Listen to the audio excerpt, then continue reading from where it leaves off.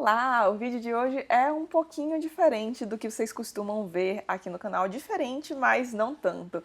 Hoje eu queria falar de um conto aqui com vocês, que é o Conto de Natal de Auggie Wren, do Paul Auster. Paul Auster é mais conhecido por ser o autor da trilogia de Nova York e de 4321, dois livros que eu já li e amo. Se você não conhece o Paul Auster, vale muito a pena conhecer. E no início deste ano eu comentei aqui com vocês que eu ganhei este livro de presente de uma seguidora muito querida, Fabi, um beijo, eu amei o presente. Não me aguentei, pretendia esperar para lê-lo no Natal, porque afinal de contas é um conto de Natal, mas me aguentei, li assim que ele chegou, ainda mais que é curtinho. Mas falei aqui com vocês que no fim deste ano eu gostaria muito de ler este conto aqui com vocês, só que eu não sei se dá para ler por questões de direitos autorais, pode ser que o YouTube derrube meu vídeo, etc. Então o que eu resolvi fazer é falar deste conto aqui abertamente, ou seja, dar spoilers pra gente poder discutir do que o conto trata. E eu sei que tem gente que não gosta muito de vídeo com spoiler, né? Mas se você tiver com vontade de assistir ao vídeo, eu vou deixar aqui no box de informações dois links. Um deles é para um site que disponibilizou um áudio do próprio Paul Auster lendo este conto aqui, e está em inglês, Paul Auster é americano. Mas caso você não seja muito dos áudios, tem também a transcrição do conto. Então o conto escrito inteirinho no The New York Times, que foi, aliás, onde o conto foi publicado pela primeira vez. E isso tem muito a ver, aliás, com a própria história que nos é narrada aqui. Infelizmente, só tá disponível em inglês mesmo, não achei disponível gratuitamente, pelo menos de forma legal, não sei se tem de forma ilegal aí, em português, mas já aviso que vale muito a pena comprar este volume aqui, porque não só o conto é uma delicinha, mas acho que ler na edição física faz diferença, porque a edição publicada aqui pela Companhia das Letras tem ilustrações da Isol, que é uma ilustradora bem famosa, aparentemente, eu desconhecia o trabalho dela,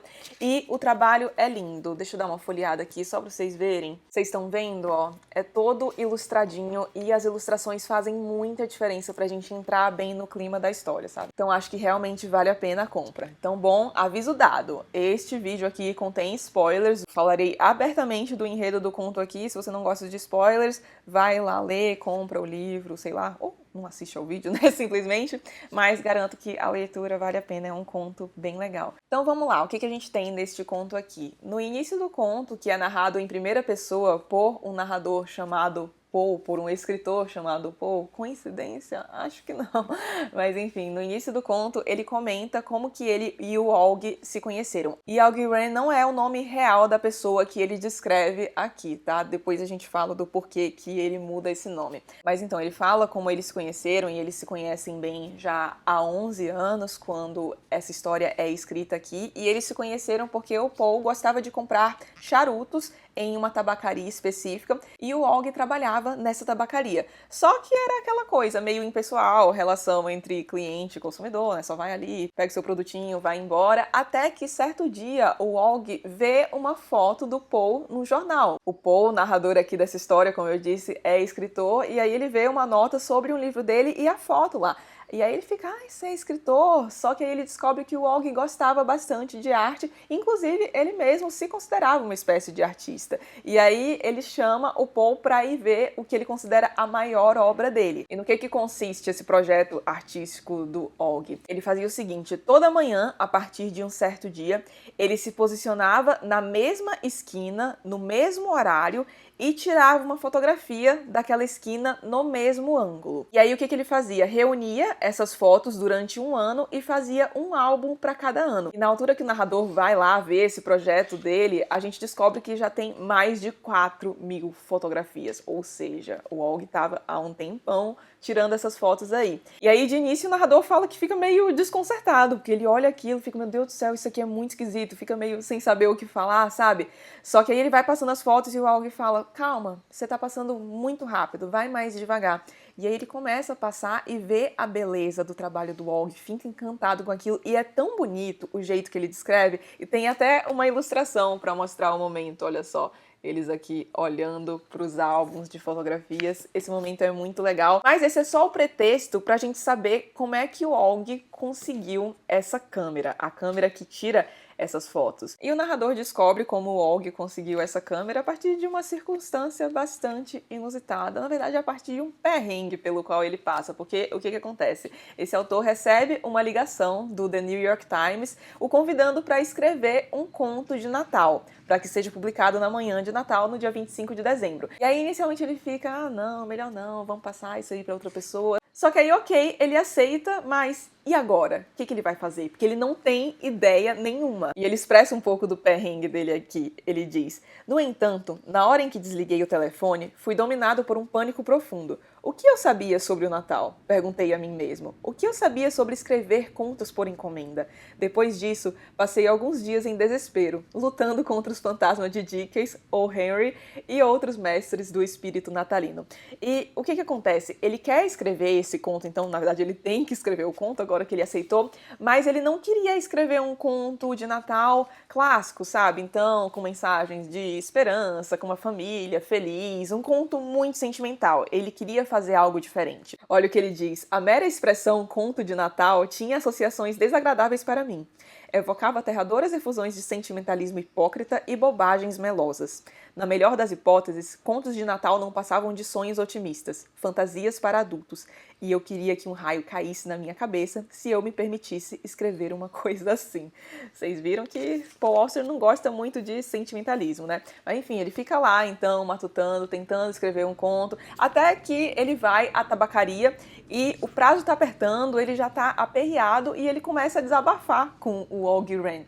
E aí o Og vira pra ele e fala: mas então, é isso que você tem que fazer? Só escrever um conto de Natal? Aí o Paul Auster fala: sim, é isso.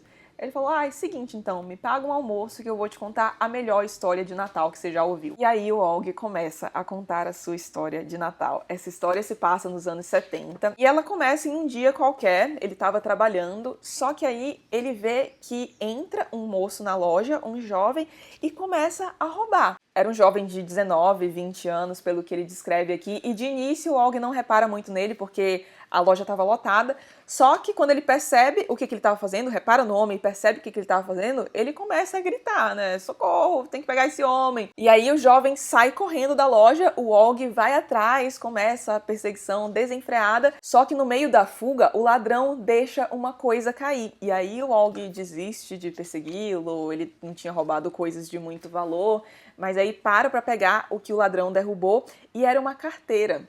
E aí ele fala que inicialmente ele ficou com muita raiva, né? Porque como assim? O cara entra na loja, começa a roubar, que coisa feia. Só que aí ele vê a carteira, acha a identidade do homem e olha o que acontece. Era a carteira que ele havia deixado cair. Não tinha dinheiro nenhum, mas a carta de motorista estava lá, junto com 3 ou 4 fotografias. Acho que eu podia ter chamado a polícia e mandado prender o rapaz. Sabia seu nome e endereço por causa da carta de motorista, mas tive um pouco de pena dele. Não passava de um vagabundo de rua e, depois que examinei aquelas fotos na carteira, não consegui mais sentir muita raiva dele. Robert Goodwin, era esse o seu nome. Lembro que numa das fotos ele estava de pé, com o braço por cima dos ombros da mãe ou da avó. Em outra, estava sentado, aos 9 ou 10 anos de idade, de uniforme de beisebol e com um grande sorriso no rosto. Fiquei comovido. E aí ele fala que acabou ficando com a carteira, não tinha nada de valor ali. Ele dizia que de vez em quando ele pensava, eu devia ir lá devolver a carteira, mas ficar com preguiça. Até que veio o Natal, e aí ele tava em casa, não tinha família, não tinha nada pra fazer, tava lá sentindo um pouco de pena dele mesmo. Mas aí ele vê a carteira, e ele fica, eu podia fazer uma boa ação de Natal, né? Vou pegar essa carteira e ir lá devolver. Aí tinha um endereço por causa da carteira de motorista que estava na carteira do Robert, e aí ele vai lá até o endereço que está ali na carteira dele. E aí ele chega, é um prédio bastante humilde, acha o apartamento que ele procurava, toca a campainha e de início ele achou que não tinha ninguém em casa, porque ninguém o responde de início, e aí ele estava quase indo embora quando ele ouve uma voz de uma senhora, e essa senhora diz, é você, Robert? Disse a velha, e depois retirou umas 15 trancas e abriu a porta. Ela devia ter no mínimo 80 anos, talvez já tivesse 90, e a primeira coisa que percebi foi que era cega. Sabia que você ia vir, Robert, disse. Sabia que não ia esquecer sua vovó Ethel no Natal. E aí ele fica meio assim, meu Deus, o que eu faço, né? Não tem muito tempo pra pensar nem reagir, e aí quando ele vê, ele já tá dizendo: é isso mesmo, vovó Ifil. Voltei para ver a senhora no Natal. E aí quando ele se dá conta, a velhinha já tá lá abraçando ele e ele a abraçando de volta. Então era Natal, os dois estavam sozinhos e ele passa o Natal ali. Fica um pouco com aquela mulher, eles conversam e ele diz: toda vez que me fazia uma pergunta sobre como eu estava, eu mentia para ela. Disse que tinha conseguido um bom emprego numa tabacaria, disse que estava pensando em me casar, contei uma porção de histórias bonitas para ela.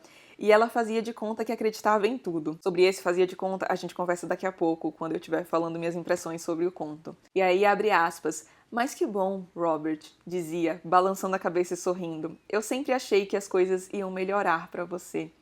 E aí eles conseguem pôr uma ceia de Natal, ele diz que vai comprar no mercadinho no bairro, não tinha muita coisa ali, né? Era uma residência muito humilde, ela era cega, cuidava de tudo sozinha. Então ele diz que vai ao mercadinho mais próximo, monta uma ceia de Natal, eles tomam vinho, ficam meio alegrinhos ali.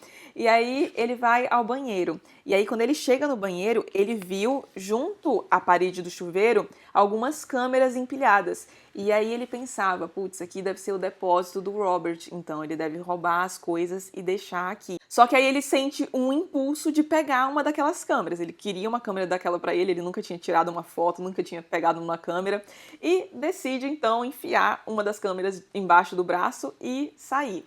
E aí, quando ele volta, a velhinha já tá dormindo, ele não quer acordá-la. Ele vai à cozinha, lava os pratos, e ainda assim a velhinha não acorda, ele tá fazendo uma barulheira lá, mas ela não acorda. E aí ele pensa, eu vou deixar ela aqui, não precisa perturbar, né? E aí ele vai embora. Ele coloca a carteira do neto dela na mesa e vai embora. E esse é o fim da história dele. E aí o Paul pergunta pra ele se alguma vez ele voltou lá pra ver a Ifil, a senhorinha. E ele diz, uma vez. 3 ou 4 meses depois, me senti tão mal por ter roubado que ainda nem tinha usado a câmera. Por fim, tomei a decisão de devolver aquilo, mas Ifil não estava mais lá. Não sei o que aconteceu com ela. Outra pessoa estava morando no apartamento e não sabia me dizer onde ela estava. E aí vem uma das partes mais sensíveis do conto, na minha opinião. O Paul diz, na certa morreu. Provavelmente, responde o Og. E o Paul diz, o que significa que ela passou o seu último Natal com você. Não vou falar exatamente como a história termina, porque, deixar um gostinho aí pra vocês, pra ver se vocês compram o livro e leem o conto. Juro, gente, vale muito a pena, por favor, comprem. Não é nada assim que vai mudar a sua vida, mas é um conto muito legal. E aí dá pra gente pensar em várias coisas a partir da leitura disso aqui, porque, por exemplo, aqui na contracapa mesmo, a gente tem o seguinte, o que é roubar? O que é dar? O que é uma mentira? O que é a verdade? Alguns questionamentos que o conto evoca mesmo. E desses, o que mais ficou comigo é: o que é uma mentira? Será que mentir é realmente ruim? Porque no fim das contas a gente vê que muito provavelmente aquele foi o último Natal da vovó Ifil. E bom, como o Og ficou lá o dia inteiro, ficou óbvio que o neto dela realmente não iria aparecer e ela ia passar o último Natal da vida dela sozinha. Mas não, o Og foi lá, fingiu que era o neto dela, e aí lembra do sobre o faz de conta? Então o Og diz aqui que ele realmente não acredita que a velhinha acreditou que aquele era o neto dela mesmo, né? Porque afinal de contas, ok, ela era cega, mas tinha voz, provavelmente ao abraçá-lo ela também deve ter percebido alguma coisa, só que o que fica implícito aqui pra gente, pelo menos foi o que eu entendi, é que ela queria aquilo tão desesperadamente, queria tanto que aquilo fosse verdade, que o neto dela realmente tivesse lembrado dela no Natal e vindo passar o Natal com ela, que ela não se importou e fingiu e os dois continuaram na pecinha deles ali. E foi uma mentira? Foi, mas na minha opinião não foi uma mentira ruim. Os dois estavam sozinhos no Natal, passaram um Natal bem legal, pelo que o Og fala aqui. O Og acabou fazendo muito bom uso da câmera dele e no fim das contas o Paul ainda conseguiu o conto de Natal que ele queria publicar, né? Então, acho que essa questão da mentira é uma coisa pra gente pensar aqui. Além do que, essa própria história do Og poderia ser uma ficção. Mas, se fosse, qual seria o demérito disso? E uma das coisas que eu mais gostei nisso aqui é porque é um conto de Natal realmente muito original. A gente não vê muito aquele sentimentalismo, coisa mais melosa que geralmente tem em contos de Natal. Não, é uma coisa extremamente original e, quem sabe, até mesmo que partiu da própria experiência do Paul, recebendo um convite para publicar um conto no New York Times e aí não sabia o que fazer e inventou essa história aqui. Ou não, vai que ele conheceu um Og Wren mesmo. Não sei, eu realmente não achei nada do Paul comentando sobre esse conto, infelizmente, mas o conto foi realmente encomendado para ele pelo New York Times e saiu no dia 25 de dezembro de 1990, tá? No link que eu deixei aqui na descrição do vídeo. Historinha curtinha, leve, divertida e que leva a gente a questionar sobre uns temas legais, se colocar no lugar do outro, esse poder da ficção, da mentira. Ai, maravilhoso. Como tá aqui na contracapa, Conto de Natal de Auggie Wren, Apple Auster da melhor safra e puro prazer.